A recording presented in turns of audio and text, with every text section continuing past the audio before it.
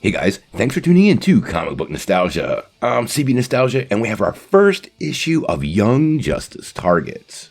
Well, we really didn't have to wait too long before the finish of Young Justice Phantoms to get our very first issue of Young Justice Targets. Now, we're going to dive into a spoiler-free review of this comic. For these comic reviews and recaps, we're going to do a spoiler-free review and then a week later do a recap. I really want to encourage everybody to purchase the comic. The best way for us to get a Season 5 is, quite honestly, money. And purchasing the comic shows a level of fan enthusiasm that I'm sure will get the attention of Warner Bros. Discovery as well as HBO Max. So until we get an official Season 5 announcement, I'm going to separate the spoiler-free review from the recap. Now, the first issue of the comic has dropped on all the digital services online. This means you can go and pick it up yourself. I've actually linked it to Amazon down below, but it's also available on DC Universe as well as places like Apple and Google. So please go check the book out. Now, as for the book, it's not the longest comic that I've read. It's about 22 pages, but it does cram a lot of stuff into this first issue.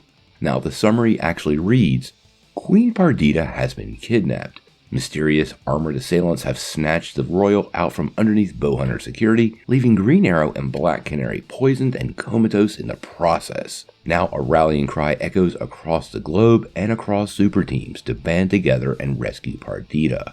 There's also a director's cut bonus memory. And in this first issue, as well as all of these, each one of them will contain a bonus short story that spotlights fan favorite characters, and in this case actually ties to the primary story. Now, this book is written by Greg Weisman, and all the inks and pencils are done by Christopher Jones, who worked a lot on the original series. And it's exactly what fans should expect from their Young Justice. The writing is pretty solid. The story is very well paced, and the art really does feel ripped from the animated series and stepped up a little bit by Jones. I actually own a couple of Jones's art pieces that are hanging in my office, and he does a stellar job here. Now, as for the story, it really does work. It feels completely ripped right from the end of the season of Young Justice Phantoms and carries us along pretty quickly.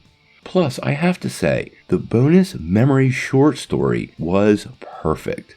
Now, I'm not going to give away any spoilers about the short story, but it does focus on one of the characters who's in this book and an interaction with the primary story from the past. Actually, minor spoiler, it's set in year 10. Not only does it tie to this story, but it also ties in nicely to some really cool episodes from early on in the series that do focus on Perdita and how she rose to power in her country. Quite honestly, this would be a pretty good time, not just to check out Season 1, but also check out that Green Arrow showcase story, which also does tie nicely into the short story. Now, overall, I'm going to give this comic an 8 out of 10. I have no idea what the rest of the series is going to bring us, and I want to keep expectations proper and clean, but I had a really good time, and it's as good, or maybe even better, than many of the Young Justice comics we've got in the past. I'm going to highly recommend you check out that link down below, read it for yourself, and in about a week we'll do a full spoiler-filled recap.